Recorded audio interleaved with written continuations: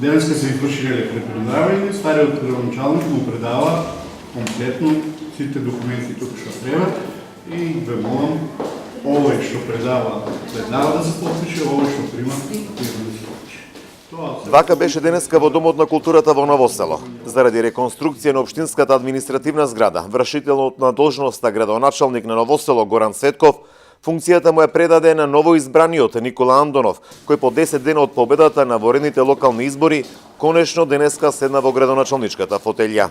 Тој ќе има мандат до 2021 година и се заложи дека ќе ги исполни своите предизборни ветувања пред граѓаните на општина Ново село.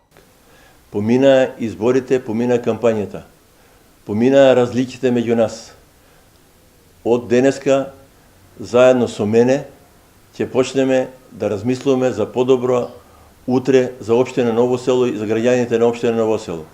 Ќе се потрудам за овој краток период кој го имам пред мене, 2 години, да исполнувам многу од ветените работи кои ги вети во време на кампањата.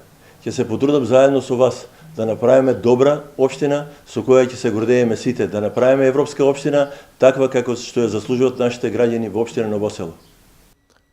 Андонов, кој е собственик на компанија, повтор па станува градоначалник на Ново село. Неговата победа ја оспоруваше опозиционата ВМРО ДПМН, која достави приговори до Државната изборна комисија па и до Управниот суд кои беа отфрлени.